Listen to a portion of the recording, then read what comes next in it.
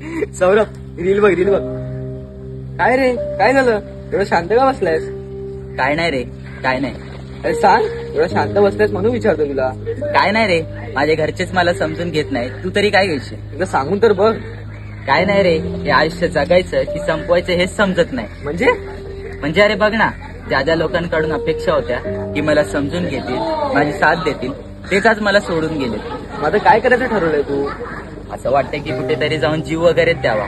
मग दे जीव. कोणासाठी थांबलाय? दे जीव. जास्तीत जास्त काय घरचे आज रडतील उद्या रडतील, बरं विसरतीलच ना. दे तू जीव दे. अरे अगोदरच एवढं टेन्शन आहे, तू उपाय द्यायचं सोडून म्हणते जीव दे. कसला मित्र आहेस रे? मग काय करू तुला वाचून?